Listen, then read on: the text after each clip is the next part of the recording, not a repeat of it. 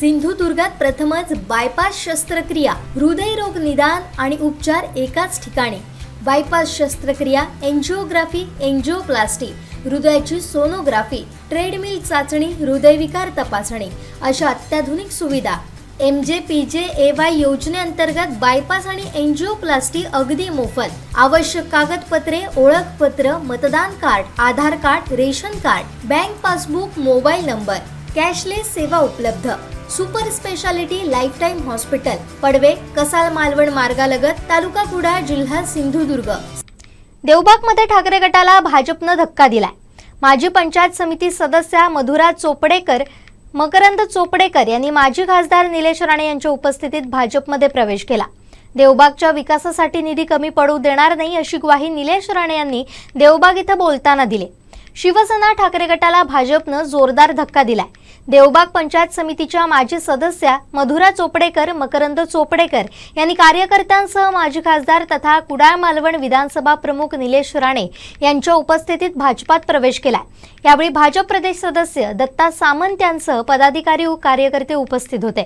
यावेळी बोलताना निलेश राणे काय म्हणाले पाहूया. तर तेव्हा सगळं हातात पत्र तयार आहे. आम्ही तेव्हा मंजुलक्ष्मी मॅडम इकडे कलेक्टर होत्या. मी फक्त देवबागच्या बंदरासाठी ते पत्र घेऊन मंजुलक्ष्मी मॅडम कडे गेलो. त्यांना सांगितलं, मॅडम स्पेशल केस करा, लोकांचा जीव जाईल. बंदरा झाला नाही आणि तेव्हा पावसाळा वाटतं तोंडावर होता आणि तोंडावर असलेला पावसाळा असल्यामुळे तुम्ही स्पेशल केस मध्ये तरतूद आम्ही केलेली आहे. साहेबांचा खासदार निधी मी आणलेला आहे, फक्त तुम्ही परवानगी द्या. मॅडमनी जागच्या जागी परवानगी दिली. पण इथून परवानगी जेव्हा मंत्रालयात गेली, मंत्री कोण होते मी तुम्हाला सांगितलं, सरकार कोणाचं होतं मी तुम्हाला सांगितलं, ती परवानगी तशीच राहिली. आपल्याला बंधाऱ्याला साहेब परवानगी मिळाली नाही. त्यांनी जाणीवपूर्वक दिलेली नाही. कारण का जर राणेंचे पैसे दिले तर हे सगळे जे काय आपली परत ताकद उभी राहील आणि म्हणून इकडच्या स्थानिक लोकप्रतिनिधींनी आणि तिकडे सरकार ज्यांचं होतं त्या दोघांनी मिळून तो निधी तसाच थांबवला. हा झाला इतिहासाचा भाग. आता सन्माननीय सामंत साहेबांनी त्यांच्या भाषणामध्ये जे सांगितलं, सामंत साहेब तुमचा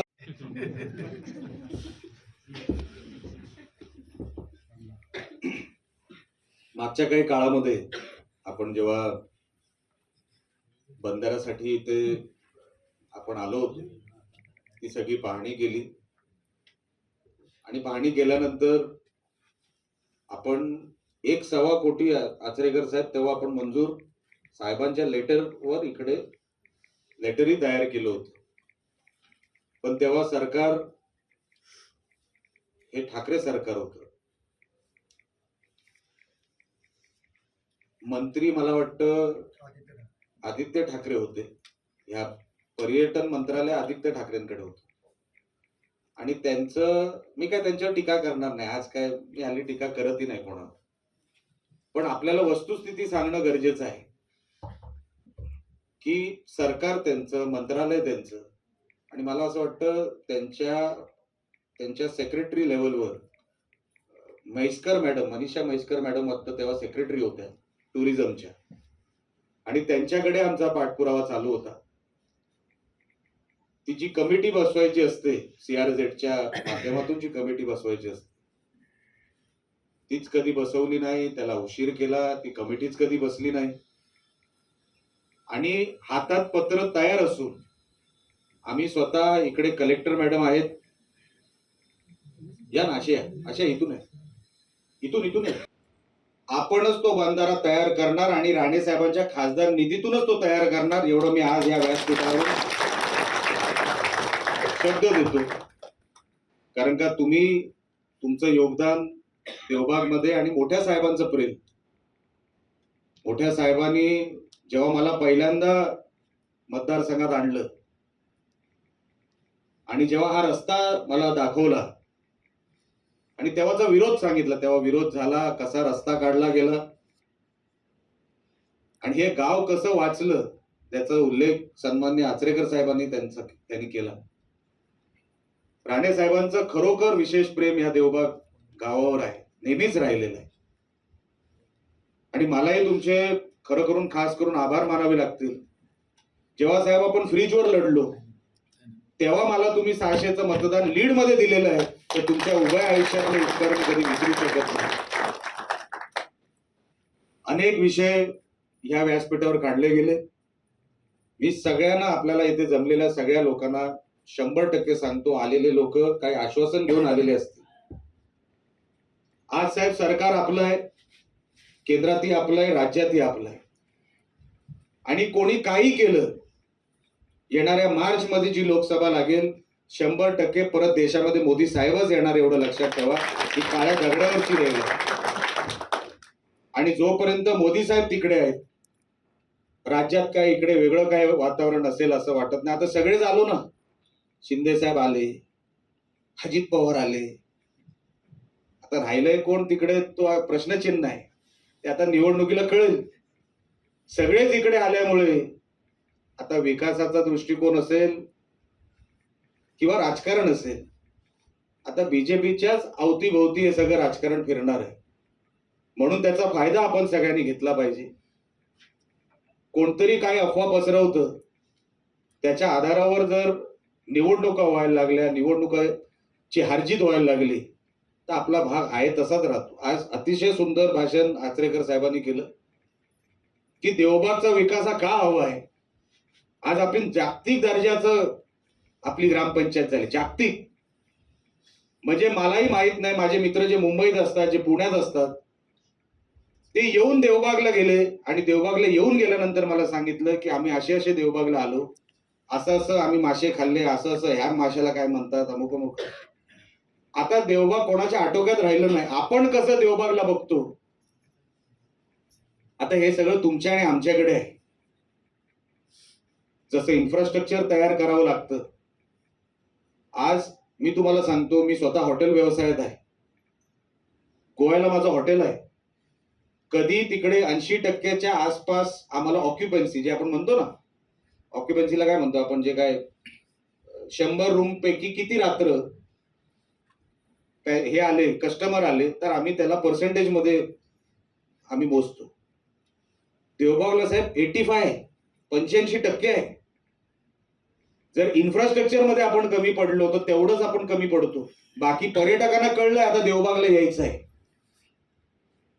पण आपण जर तसं जागतिक दर्जाचं ग्रामपंचायत किंवा तसं एक छोटं शहर नाही निर्माण करू शकलो, तर हे अपयश आपलं लक्षात ठेवा.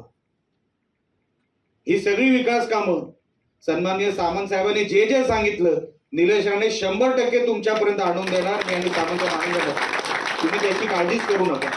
जे घडलं ठीक आहे, जे काय घडलं ते घडलं, आता आपल्याला त्याच्यात जायचं नाही. पण मी नेहमी माझ्या भाषणात सांगतो कुठल्या तरी, की शरद पवार साहेब 12 वेळा निवडणुकीला उभे राहिले बारामतीतून, कधीच त्यांचा पराभव झाला नाही, कधीच नाही. अजित पवार, त्यांची इमेज कशी आहे महाराष्ट्रामध्ये आपल्याला सगळ्यांना माहिती आहे. पण अजित पवार महाराष्ट्रात सर्वात मोठ्या मताधिक्याने निवडून येतात. 1,67,000 निवडून येतात. सर्वात मोठ्या मताधिक्याने जर कोण निवडून येत असेल तर या मतदार म्हणजे या महाराष्ट्रामध्ये अजित पवार निवडून येतात. बारामतीवाल्यांनी त्यांचा माणूस ओळखला की कसे आहेत, पण आणतात ना, आपल्याला जी गरज आहे ती भागवतात. ते जे महाराष्ट्रामध्ये जे चित्र आहे ना, मग कधी अजित पवार इकडे असू दे, तिकडे असू दे, पवार साहेब दिल्लीच्या राजकारणात असू दे किंवा महाराष्ट्राच्या राजकारणात असू दे, बारामतीकरांनी कधी माणूस ओळखला आणि म्हणून त्या माणसाला कधी त्याचा पराभव झाला नाही. आज त्या कॅबिनेटमध्ये महाराष्ट्राच्या आपण हे सगळे पैसे जे काही आचरेकर साहेब उभे करू शकतो ना, ते त्या कॅबिनेटच्या माध्यमातून. आज सन्माननीय रवींद्र चव्हाण साहेब आपल्या कुडाळ मालवणला झुकतं माप देतात ना, ते कॅबिनेटमध्ये ते असतात, म्हणून आपल्याला ते पैसे इकडे मिळतात. तिथे कोणतरी बोलणारा पाहिजे, कोणतरी वजनदार पाहिजे. 2014च्या पूर्वीचा काळ आठवा, आपल्याला काय मागायचीच गरज पडत नव्हती. आपल्याला वाटत होतं सहज आपल्याकडे येत आहे.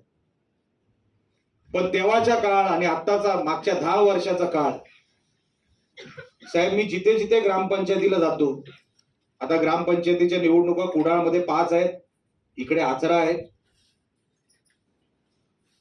2014ला झालेले रस्ते परत कधीच झाले नाही, त्याच्यावर एक पॅच सुद्धा आलेलं नाही. आता डांबराच्या मध्ये खड्ड्यातून आता गवत उगायला लागलं,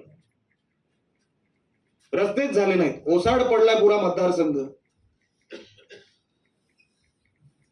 आपल्या मतदारसंघाला एक वेगळी ओळख होती. अहो राणे साहेब, माजी मुख्यमंत्र्यांचा हा मतदारसंघ महाराष्ट्राच्या किती उंचाईवर जायला पाहिजे होता. आज आपण काही करू शकलो नाही. एक साधा कारखाना नाही. किनारपट्टी बघा, आचरेकर साहेब बोलले बरोबर, आपण हे शहर म्हणून काय दाखवतो, पर्यटक आले पुढचं काय. म्हणून आपण सगळ्यांनी आता आपल्याला आता सामंत साहेब आल्यापासून आमच्या कामालाही गती आली, तेज आलं. पण उद्याचा काळ लक्षात ठेवा, निलेश राणे महत्वाचा नाही. महत्वाचं आहे की आपलं देवबाग गाव इथे काय करू शकतो, काय आणू शकतो, काय देऊ शकतो आणि कोण देऊ शकतो याला महत्व आहे. जर सगळेच देऊ शकत होते तर मागच्या 9-9.5 वर्षामध्ये जे घडलं ते घडलं नसतं. इथे तरुण पिढी मोठ्या प्रमाणात आहे. अनेक समाजाची लोक, धर्माची लोक इकडे राहतात. अनेक सण साजरे होतात, शांततेत होतात. त्यांना जे पुढचं आयुष्य घडवून द्यायचं असतं ना, ते राजकारणी माणसाचं काम असतं. राजकारणी माणसाचं काम दुसऱ्यांनी काम केलं आणि मी पत्र दिलं असं होत नसतं. काम कोणतरी भलतंच करतंय. लोकप्रतिनिधी ते स्वतः पत्र घेऊन बातमीसाठी, फक्त बातमीसाठी कोणी राजकारणी होऊ नये, कधीच कोणी राजकारणी होऊ नये. पण आज आपण हे सगळं चित्र उभं करत असताना मला आनंद आहे, देवबाग मध्ये सन्मान्य सामंत साहेबांच्या माध्यमातून आज विकासाचं चित्र उभं राहत आहे, आज प्रगतीचं चित्र उभं राहत आहे. आणि आपण मोठ्या संख्येने आज आपण सगळे रापण वगैरे सगळे इकडे चालू असताना आपण इकडे एवढ्या मोठ्या संख्येने पूर्ण हॉर भरला. ही काही साधी गोष्ट नाही, हे करणाराच माणूस करू शकतो. सामंत साहेबांच्या मागे आपला ठाम विश्वास आहे, आमचा सामंत साहेबांवर ठाम विश्वास आहे आणि त्यांचा शब्द आम्ही कधी पडू देणार नाही. म्हणून इथे जे जे व्यासपीठावर प्रश्न बोलले गेले सगळ्यांना मार्गी भारतीय जनता पक्षच लावणार, एवढा आज मी या व्यासपीठावरून शब्द देतो. आमचे दिवसभरातले सर्व अपडेट्स, ताज्या घडामोडी आणि थेट लाईव्ह पाहण्यासाठी सबस्क्राईब करा, लाईक करा कोकणचं नंबर 1 महा चॅनल कोकण 7 लाईव्हचं YouTube चॅनल.